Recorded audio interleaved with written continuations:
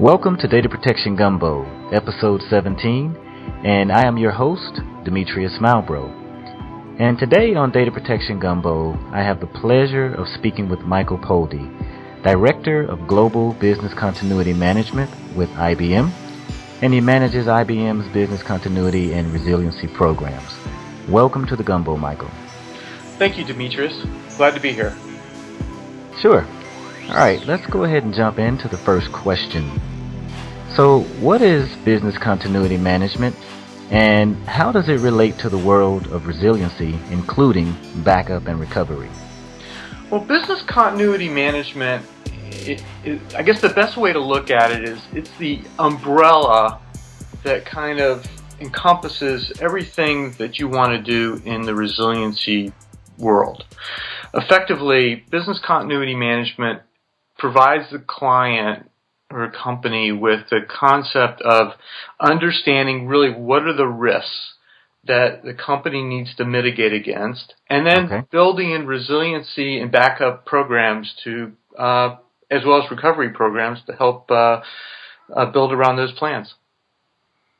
Okay. So some clients start from scratch, I guess, while other clients have maybe a more mature program. So how do clients take it to the next level, and where does the concept of recovery time objective, or RTO, and recovery point objective, or RPO, and managing risk fit into the equation? Well, I like to say it's an always-on world. I mean, companies today are pushing more and more for a total availability. Many clients today have a various form of a recovery program in place. They're either using some sort of tape backup, or they're moving to a disk-to-disk type backup system, or they're going to the cloud with a more virtual disk-to-disk type technology. Now, of course, if you look back 10 years ago, many companies if they just had a backup program in place, that was great. And they would back up their data once a day, so they'd have a recovery point of maybe 24 hours. Okay. And then they would go to a second site or a recovery location, such as IBM or SunGard or a local provider. And it would usually take them 1 to 2 or 3 days to bring their systems up. So they would have a recovery time of maybe 72 hours. I do remember those days, by the way. Yeah, exactly. and I do too. Many long nights in strange locations eating pizza. Yes. But more and more clients today are looking for recovery points closer to zero, especially if they're in a very heavy transactional type of business, like a financial business or maybe a internet retail type business. Okay. So they want recovery points very, very close to zero. They don't want to lose any transactions. And then the same thing for recovery time. Many companies can't afford a recovery time of zero, essentially requiring redundancy of everything. But how close to zero can a company get? So in other words, I only can afford to be down maybe 2 hours. And that's something that my clients and my company can stand. So really, that's really the concept of as a client moves or a company moves more to a mature type program, they're looking to continue to refine their recovery points and recovery time objectives, so it really maximizes their availability in the marketplace that they're in. Okay, great. So I'm guessing clients can either do it themselves or talk to a services company such as IBM to help. So how does that work? Yeah, that's exactly right. I mean, it used to be, again, when I look back, 20 years ago when I was in the banking industry, we performed a certain amount of electronic vaulting. We had a very nice backup strategy, but we also leveraged a third-party company to help us with our recovery strategies. Today, we see more and more companies really doing it themselves. Now, in some cases, we see companies doing a great job, and in other cases, we see companies that aren't always doing such a great job. It's really a point of how far in terms of the master's program do you want to be? We call it the Masters of Disaster. How can an organization really be an expert at what they're doing? And so we've looked at essentially a number of ways that companies can go ahead and really improve their recovery strategies, getting their board involved, establishing strategic and integrating approaches, benchmarking, and then of course collaborating with not just people inside the company but external service companies. Okay, good, great. So you mentioned cloud a little bit there. So from an industry point of view, cloud must be playing a big role here, I assume. And almost from an industry disruption point of view, pretty much. So is everyone just moving to cloud? Well, I mean, we've in the last few months, we conducted a survey of 310 business continuity and disaster recovery professionals across 19 industries, and this is a North America statement. Okay. And we interviewed primarily directors of IT and CIOs. And it seems like around 25% right now are employing cloud for disaster recovery or disaster recovery as a service. The challenge, of course, is, everyone thinks cloud is, it's the cheapest way to go and it's very easy and all these great things. Well, the reality is it's not always that easy. It's not. It's not that turnkey solution that everyone dreams of. Right. Many cloud solutions do not support mainframes, for example. Mm-hmm. Some cloud providers, they're not actually taking a backup of their infrastructure. So if you're using cloud for your disaster recovery solution or your primary solution, you need to make sure that your cloud provider is doing some sort of backup or has the infrastructure in place to support you at time of disaster. And then, of course, there's the whole concept of service levels. If you do have a disaster, does your cloud provider give you the infrastructure and the service levels you need in order to respond and recover your environment? Because at the end of the day, the reality is you don't really want a check from your cloud provider. You want them to be available and to be on and operating at time of disaster or time of outage, so you can recover your business. Right, and that's exactly what the cloud is for. Agility, is be agile, right? Exactly. But you got to do your homework. I mean, just because a company promotes a cloud type infrastructure doesn't necessarily mean they provide all the finer points and the foundation needed to really be there when you fail. Okay, and I'm not sure if you answered this in your last response or not, but I really wanted to know, I guess, why shouldn't everyone move to cloud, especially when the cost associated with it is getting lower by the day? Well, I think it's not that you shouldn't move to cloud. I think it's really it's be cautious and make sure that you are comfortable with where you are headed. I mean, if you look at some statistics, 80% of new applications today are distributed or deployed through the cloud. Over a third of consumer data is stored and accessed in the cloud. So many companies are moving to the cloud, and we promote a number of cloud service solutions, a number of cloud disaster recovery solutions as well. So, it's definitely the wave of the future, and quite frankly, the wave is now. But ask the right questions. Okay. So cloud is definitely huge, and IBM. I noticed that there was several acquisitions around cloud over the last 6 months to a year. So that's definitely a huge market for all large organizations. So let's talk a little bit about big data, the big man in the house, big data, right? So how does big data impact a client's infrastructure and business continuity plans? Well, it's an interesting point. The business needs to make a conscientious decision within the context of really, what's important. How important is that data? What's throwaway? What's needed for long-term purposes? What business processes and activities would be affected? Different lines of business would have different responses as it relates to big data.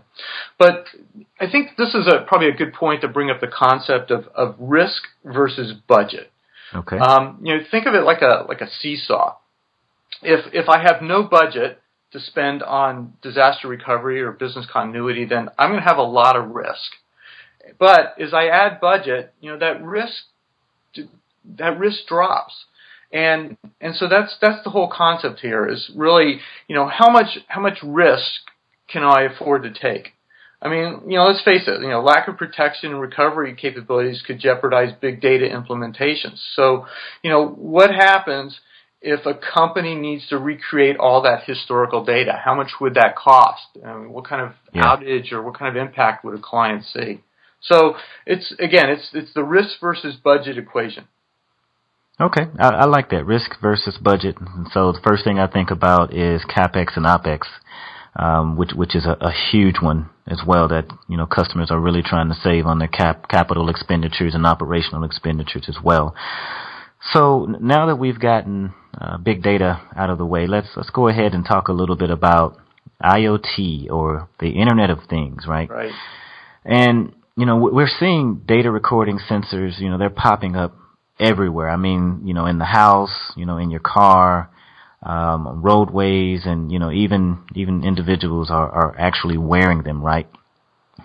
So how are businesses dealing with this continued growth in data from a backup and resiliency point of view? Well, it's interesting. I mean, here's like one of my favorite fun facts. I mean, 6 billion people have cell phones. And I'll bet you probably only a small percentage of those 6 billion people are actually backing up those phones. Modern cars, they have close to 100 sensors in them.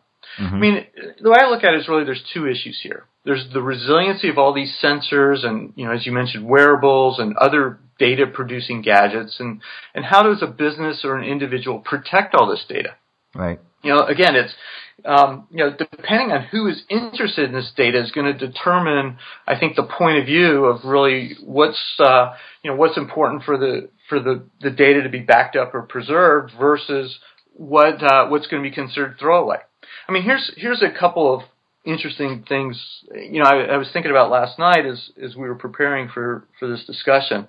I think really, quite frankly, many companies are just really scratching the surface on really how to handle this data. And I think there's a data privacy issue as well. I'll give you an example. I've got a Fitbit, and I like the idea of my workout data from my Fitbit. It's synced to my phone. It's backed up to my personal computer or in my phone cloud backup.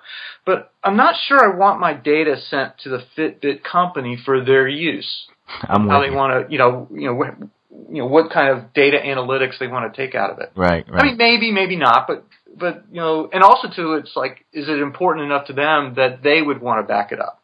Mm-hmm. Now, on the other hand, let's look at this year's Consumer Electronics Show. One of the interesting announcements was IBM and Under Armour announced that Under Armour is going to use cognitive computing, where they're going to compare my data to other people in my peer group, and IBM's cognitive business Watson is going to help me with my workout training plan and could potentially be my health and fitness consultant. Ooh. Now here's where it ties in. In that situation, I can see, it being impacting to me personally if my personal coach wasn't available because the data wasn't available. So what happens if Watson lost my data or I had to start over? That'd be kind of frustrating. So I think there's a whole new opportunity, with the Internet of Things, trying to figure out really what's the right data to back up, who is it important to, can I recreate it, and then of course, the storage and the business process associated with that. I mean, think about it. I mean, 2.3 trillion gigabytes of data is created every day. Yeah, wow. That's crazy. Yeah, exactly. That's a lot of zeros. Definitely a lot of zeros. So yeah, you actually touched on something that I've been following as well, and I've noticed that IBM is spending a lot of time focused on the concept of cognitive computing, based on the Watson technology, and this is the same Watson that we saw defeat a few Jeopardy champions back in 2011. I think so, right? Okay. Exactly. So is there a place for cognitive computing in backup and recovery? Absolutely. I think it's. I think it's again. I think if you look at what cognitive can provide. I mean, there's a number of obvious things. I mean, one of my favorite obvious cognitive computing application that hopefully we see in the near future is really just the whole concept of being able to predict failure and to avoid it. I mean, imagine that Watson automatically analyzes weather patterns, and it can automatically trigger proactive measures such as systems or network failovers, or even validating that backups are current and that the recovery point is going to be low. So in other words, it can predict here the probability of this type of weather element. It could potentially produce a electric outage, crank up your UPS and your external generators and begin to make sure that your failover is operating, and if necessary, move your network. I mean, all that could be happen all automatically. And that's a really significant advancement that's provided by cognitive computing that we don't have today, because in many cases you have a lot of people making that decision of do I push the red button and move everything. Okay, great. Yeah, and I guess as you were speaking there, I kind of thought about the JetBlue power outage that happened a while ago, and maybe, if we can get Watson up to speed and teach it, and give it enough of that weather information, we can, probably see if we can get a resolution for, a company such as JetBlue, in the future. Yeah, absolutely. Absolutely. So we're kind of running up against the clock here a little bit, and I guess the final question that I would like to ask you, Michael, is that, so you mentioned your Fitbit and backing that data up. So what about the concept of a personal business continuity plan? Do you have one? I do have one. In fact, it's funny that you mentioned that too. Really? Because okay. That's actually one of my big push buttons these days is getting people to have a personal business continuity plan. I mean, you think about it. You've got you look at your particular workstation and maybe from a personal point of view. I mean, you collect music. I mean, I'm a big collector of music. I have tens of thousands of songs. Okay. And I would really hate to lose all that music. So I back up my data into the cloud. I've got a secondary local backup on a 1 terabyte hard drive, and then I also have a small little procedure written where I know the key applications that are on my desktop as well as the applications that are on my phone, okay. And occasionally I think through, okay, if I have to recover my platform, do I know where all my passwords are? Is it easy for me to access them? And if I'm on the road, what are the key applications that I need that I can operate on until I get back home? Well, I must say that I do not have a personal business continuity plan, so I may be reaching out to you to help me with mine. Happy to help. All right. Well, we're just about out of time here, Michael. I really appreciate you coming on Data Protection Gumbo. We have learned a lot, and I am definitely looking forward to the next and best things that are coming out from IBM. And if there's anything else, I would like to thank you for being on the show, and you enjoy the rest of your evening. Thank you very much, Demetrius. You too. All right. I want to thank you for listening. I welcome your feedback on iTunes and ask that you provide a rating and share with your peers. Please follow me on Twitter at DMalbro and connect with me on LinkedIn. Together, we will be able to add to the innovation of storing data more efficiently and smarter. Have a great week.